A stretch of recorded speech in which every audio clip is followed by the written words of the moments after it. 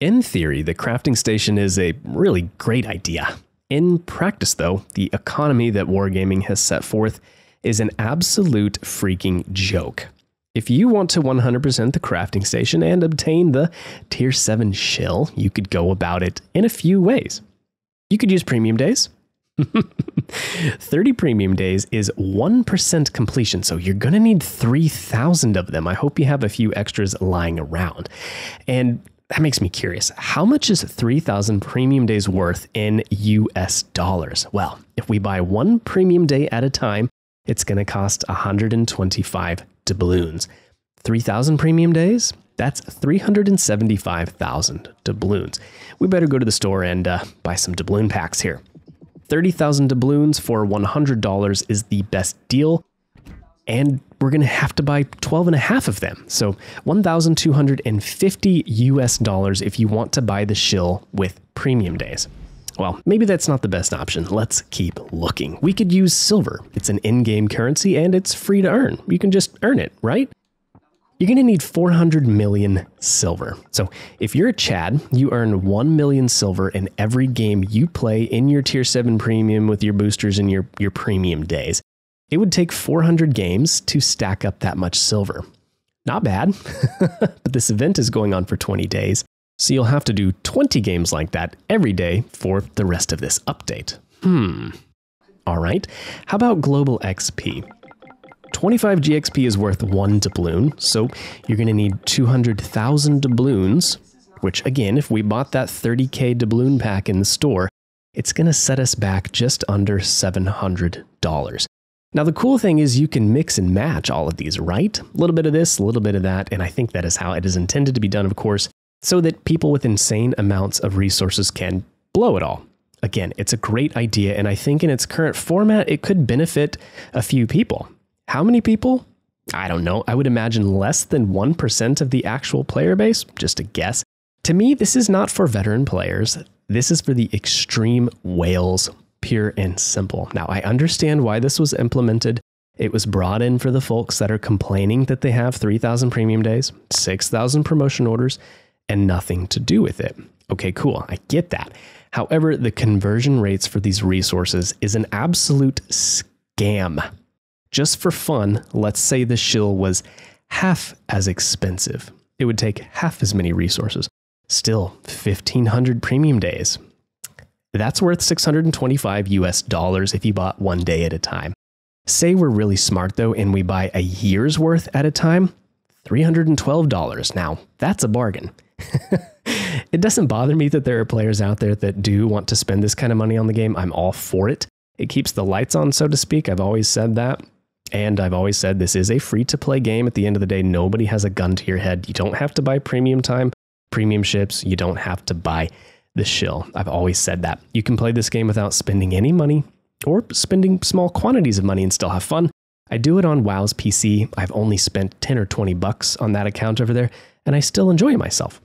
No, my issue here is the conversion rate. It's just disrespectful.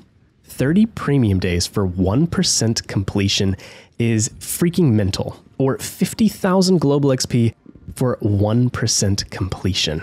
Do you know how long it takes to earn 50,000 global XP?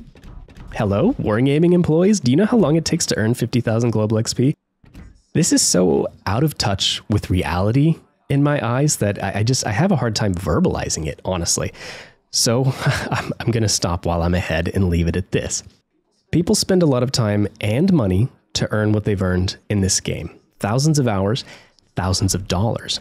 A lot of us are very passionate about this game, especially me. Why do you think I do this? Sometimes we turn a blind eye to shady stuff like putting Azerlane Shapayev back up for sale, even though we know it's extremely busted. And we turn a blind eye to this sometimes because, you know, at the end of the day, we want to think that wargaming has the player's interests at heart. We love naval warfare. We love history. We love those super fun competitive matches when they happen. We love World of Warships. Being taken advantage of, which that's what this is, it doesn't feel great. And it leaves a pretty bad taste in all of our mouths. Puerto Rico disaster? No. Schill disaster. And with that, I'll get off my soapbox, and that's going to bring us to the KMS Schill, for those still interested. The Schill is a premium tier 7 German heavy cruiser, super cruiser. It has Scharnhorst guns. They're not Graf Spee guns, they're Scharnhorst guns. What's the difference? I think the barrels are longer, but I'm not sure. It's kind of hard to tell from the in-game models, but I have it under good authority that they're actually Scharnhorst guns. Here is the build we have been using. Aiming systems, prop concealment, and a reload. We're using Reigerwald, of course, and the free-to-play build. Come on. Did you hear the intro of this video? Let's go touch on the armor of the Schill real quick before we go. 30mm deck, good upper side plating, 27mm, but it's very thin, so it's going to be hard to get through. Maybe super Chad players up close would know where to shoot with their Iowas and their 406mm guns, but it's pretty thin. She has turtleback armor, and even though the front plate is 27, and that can be overmatched by 15-inch guns, she has a very big, generous icebreaker that can bounce everything except Georgia at the tier and the Republic and Masashi at tier 8. So a very tanky cruiser. In this match, we are on two brothers, and luckily we're top tier, and luckily we spawned on the flank. It's going to make it pretty easy to try to push out to the flank and get some good crossfires going here. Plus, if I was in the middle on a day like today, honestly, I might just send it right up the middle. But luckily we're out here, so we won't make a fool of ourselves. Unfortunately, it's a carrier match, and that is not good news for this ship because you really don't have that good of anti-air. It's not terrible. The DPS is 200. It's not Suzuya bad, which is less than 100. But it's really not as good as the other super cruisers, we'll call them, Azuma and Siegfried. They can put up a pretty good fight against aircraft. And the Congress. I really forget about the Congress sometimes. I forget to put her in the super cruiser discussion, but for those that don't know, it's like a baby Alaska at tier 7. It's a pretty cool little ship. I would hope that she returns one day, just please not as a super prize. The Schill, though, is a very tanky cruiser. I'm still probably going to call the Siegfried the tankiest tier 7 cruiser. We have a couple thousand less health than the Siegfried, and honestly, the armor scheme though on the Schill might be a little bit better. Our first catch of the day, a Helena without a camouflage, so he's not going to get that 4.5% dispersion buff. Still though, I think we aimed a little bit high, so that was lackluster. But yeah, let's be looking at the accuracy of this ship because it's touted as a very accurate ship. So you be the judge. But yeah, Siegfried. I'm going to call Siegfried tankier, even though she has that massive 26mm bow. But Siegfried has that amazing upper belt armor and double the torpedo protection that the Schill has, as well as better heals. So yeah, I'll still call it the tankiest cruiser, but Schill might be a close second. Keep in mind though, the Schill is going to burn for 45 seconds, so HE spam is definitely an issue with this one.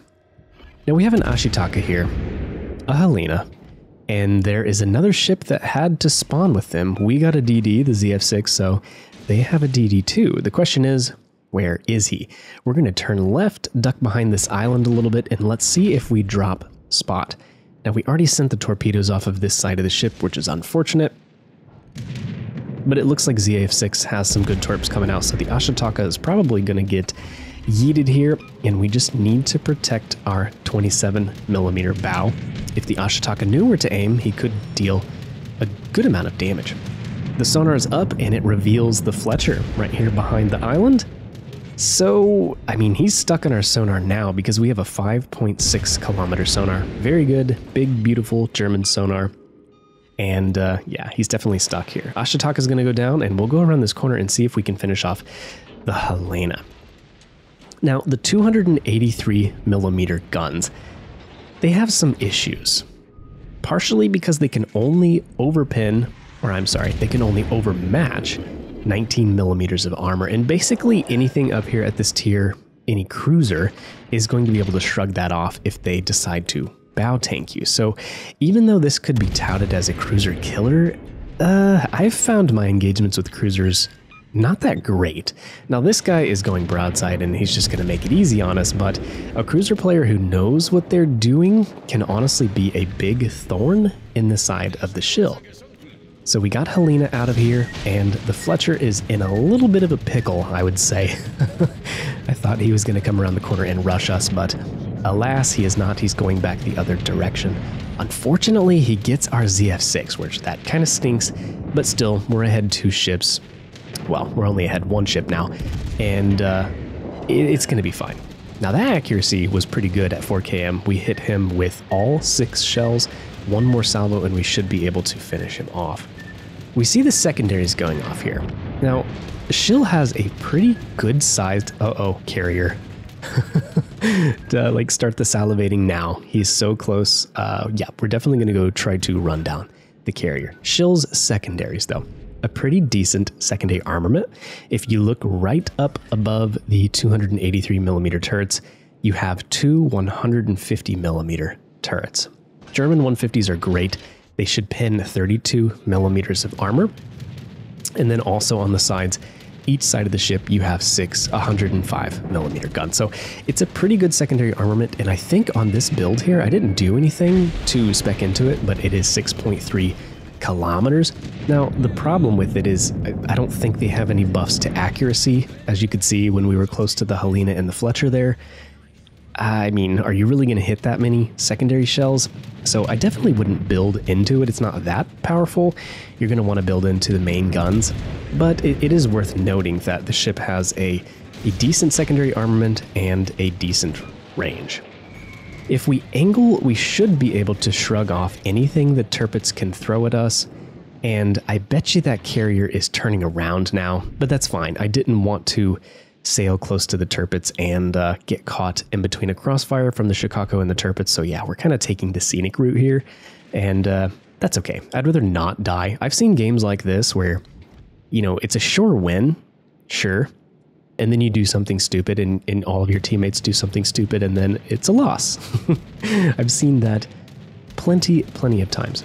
The accuracy, it's kind of a mixed bag if you asked me, but I think it's because you only have 6 guns. Really, it should be very accurate because you get normal cruiser dispersion, like not super cruiser or battle cruiser dispersion. Normal cruiser dispersion means, in theory, it should be pretty good. And I can't remember what the Sigma is, but I also think it's pretty good. So technically this is a very accurate cruiser. It's just the fact that you only have 6 guns cycling every 18 seconds that makes it feel inaccurate sometimes. On my build, we buffed the reload down to 14.9, I think. So it doesn't feel that bad. The reload doesn't feel that bad. It's definitely a lot better than Siegfried. Granted, Siegfried has 380mm guns, and it is better than Azuma. I think Azuma has a 24-second reload or something like that. I don't know, but it is much better than Azuma. Worth noting, the AP shells, they have a lot of pin. The Shikaku is very lightly armored, but still, we're going to get good pins here. There was 1 bounce there. I think we need to shoot above his armor belt a little bit. There's still another bounce right there. But the AP pin is good. The HE is not good. You know, just like on the Scharnhorst or the Graf Spee, you're not going to really want to shoot the HE much. You have a lot of armor penetration, but a low fire chance. On the Schill here, it's 20%, so you're not much of a fire starting ship at all. You really shouldn't use it that much. Now, 283mm does mean that you're going to overpin destroyers, so you could still shoot the HE against DDs, and that would be a smart thing to do. You saw against the Fletcher there, it was pretty darn good. Shikaku, we've done most of the damage on him, but unfortunately he is sailing towards our teammates, and you can see their shells streaking in, so we're probably not going to clean up the kill on him, but I don't really suppose it matters. Turpitz is going to die, Shikaku's going to die, and then there's only 1 more enemy ship left over. So a decent push on this side, and it shows that the Schill can really deal with any threats, honestly. The aircraft carriers are scary. I'm lucky this was probably a Shikaku and not like a, I don't know, what's the most powerful tier 7 carrier now? Kaga? Graf Zeppelin? I honestly, after the rework, I don't even know.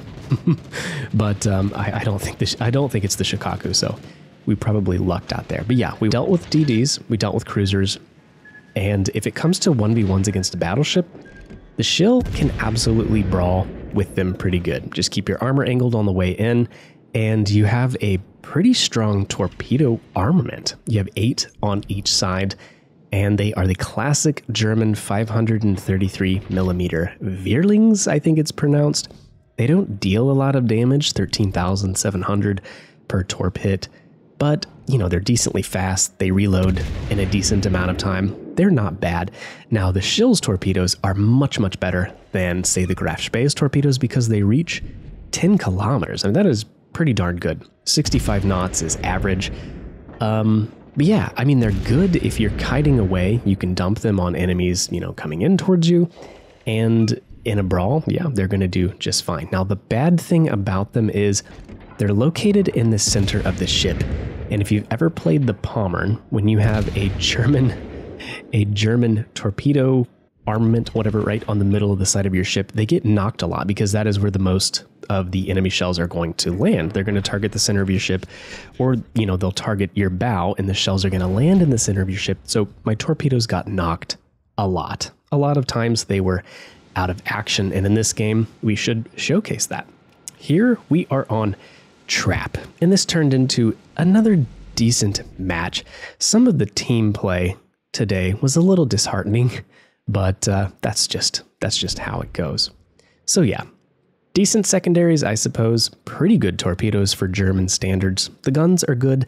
The firing angles on the torpedoes are amazing though. So if they don't get knocked, that part is really good. You see these forward firing angles? Pretty awesome. In a brawl, it's very good against the battleships. You don't have to open up your angle very much at all. The gun firing angles, like I was about to talk about, they're okay. Forward firing, they're not that great. You can see here we kind of have to show a little bit of skin to get both of our turrets on target. But so right now I'm waiting to see what the Scharnhorst is going to do, because basically I don't want to be in the same grid square as him. I thought he was going to go for the flanks, so we're going to go ahead and turn in here and put some distance between us so that we can set up some crossfires, hopefully. This turning circle you can see here, it's not great. It is a lot better than the Azuma, I will say that. It's 760 meters, and the Azuma is 920 meters. It's basically like in Iowa. So the turning circle for the size of the ship isn't that bad. The rudder shift is slow, and the ship's speed is pretty slow. 32.5 knots, it's about like a Baltimore, so you're not going to really be getting anywhere fast. Okay, we have an Atlantico, we have a Neon Tirpitz. Both of them are really good secondary ships, so we kind of need to get out of here. We're going to go ahead and DC those fires because, again, 45 seconds is quite a lot. It's a long time to burn, and you can definitely take a lot of damage that way. The other ship back there, I think it is a Suzuya. So to keep him from shooting at us, we're going to turn this way, and that will kind of ruin his line of sight, his ability to get shells on us. And we just need to not get set on fire here again. That salvo right there knocked both of our torps. Unfortunately, at least they're not permanently disabled, though they are going to come back. Our Scharnhorst is actually going to play this really, really well. I think he lands nearly every torpedo, so nicely done, my friend. Good job. I wouldn't have sailed around the corner here, though, and got in, you know, the line of sight of the Suzuya, because you're going to take a lot of damage from him, but still very, very well played. The concealment on this ship is fairly bad. It's about the same as mine's and the Prince Eugen 13.6 kilometer stock. It's really not that good. So for our build, we are using Makawa and the concealment module, and it gets us down to 11 kilometers, and that makes it, you know, workable. Not terrible. If you don't buff into it, though, I think you could be in a world of hurt of this ship, especially because I think this ship is going to get focused a lot. Just the nature of the way that it originally came to the game, I feel like it's going to get focused a lot. So take that into consideration. You know, definitely buff into the stealth. Now, how to play it? I would honestly consider it a sniper first, just because you have this great accuracy. You have these main battery reload boosters. They are going to give you a 50% faster reload for 20 seconds, I think it is. And, you know, with those things coupled together and these 283 millimeter guns having good shell velocity, I think it's 910 meters per second, but don't quote me on that. It's pretty fast. You can see that my shells get there pretty quick, and Suzuya either doesn't have time to react or was just staring through his binoculars at the Scharnhorst. Either way, the shells are fast, and so it makes shooting at long ranges pretty easy. So this could be a decent sniper for sure. But also, she has the sonar, 5.6 kilometer ship detection. She has the armor, the secondaries, the torpedoes, to be a pretty good brawler. So honestly, I think the Schill can do everything. So I would probably snipe and be a little bit of a standoff player at the beginning of matches, and then just wait for the chance to isolate battleships 1v1 and dunk on them. Yeah.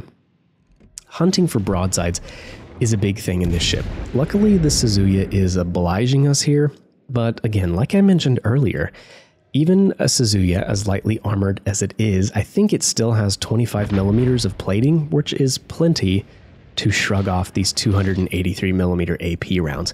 So, you know, a bow-tanking Suzuya literally could thwart you. That's all it takes.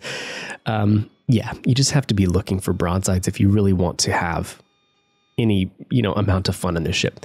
Now, unfortunately, Suzuya getting away is bad news. You never want to leave a ship on a flank, but at the same time, chasing a kiting Suzuya is also pretty stupid. So we're going to come back this way. Our team on the other side of the map has absolutely gotten rickrolled. They didn't kill a single enemy ship over there, and they all died. So this game is looking at a certain kind of way, but we're still going to do our best and see what we can do. The Lion, the HMS Lion over there, was at least smart enough to sail away, and I think what he's doing right now is sailing away from an Ostgotland. I think the DD is down there kind of leading the charge. All right, we have a Bortes, one of my least favorite ships in the game, and of course he beaches right there, so we'll try again. Boy, I hate the Bortas. Whose idea was it to give a Fiji 30 millimeters of plating at tier 6? Oh boy, oh boy, oh boy. Here we go, we get another broadside shot. Now, those Brit cruisers, they accelerate so fast. But still, we caught him with the Citadel, and an overpin, and a bounce. That was a mixed bag, but hey, at least we got the Citadel. And yes, when you get those broadside opportunities, the Schill does pretty darn good.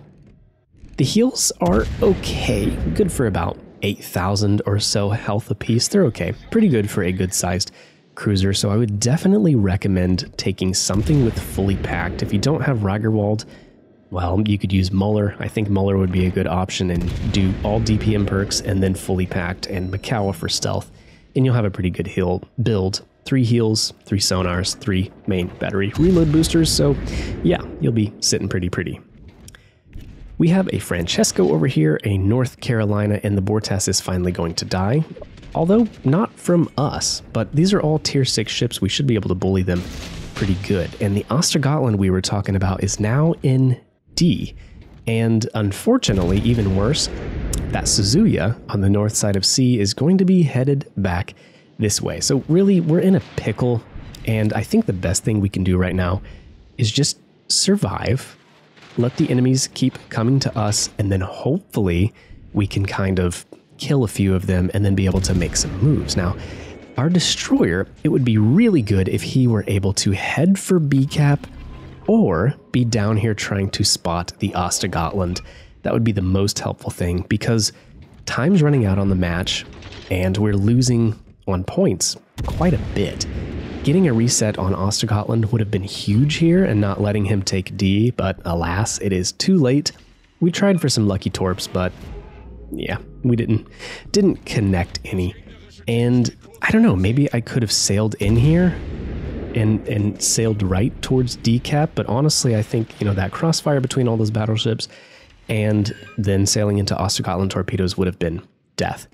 We have almost tied it up on ships here, though, and the North Carolina looks like he could die.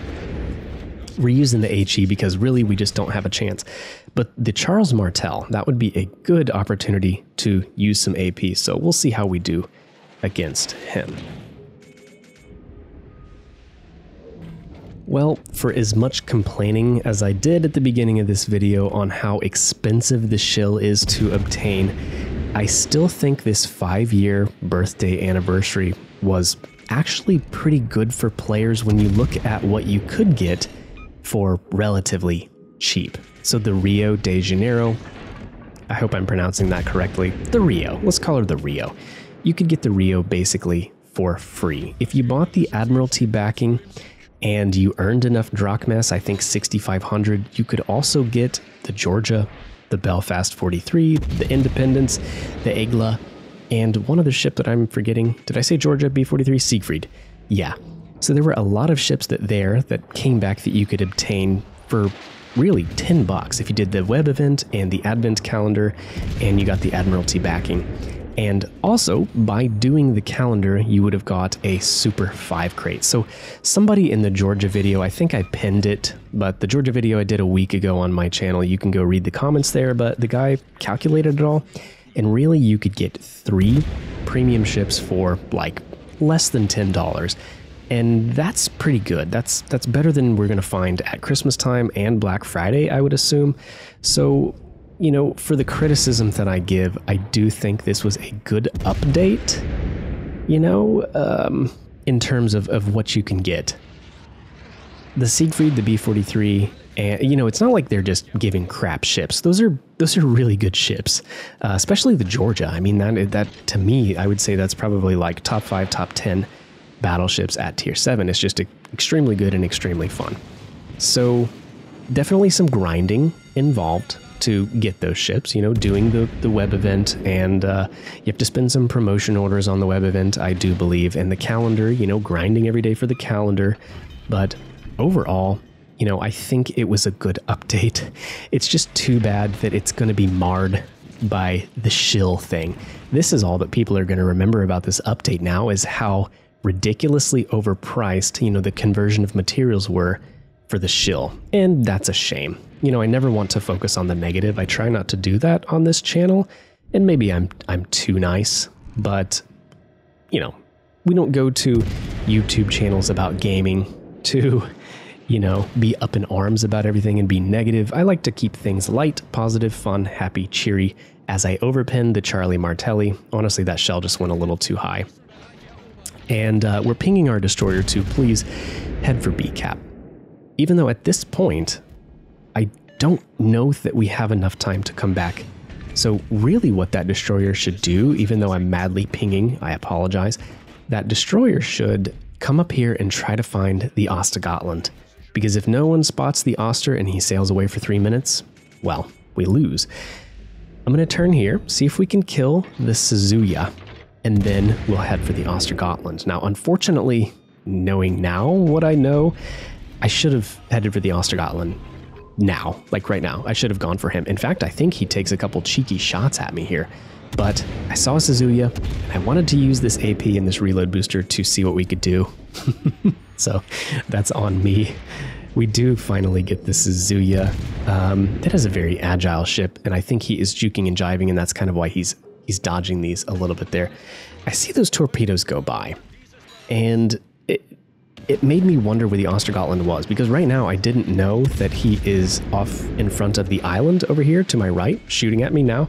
I kind of thought he was more towards the middle of the map, but nope, he's over here behind the island, and since Suzuya has me spotted, he's resetting me. Really good play by the Ostgotland.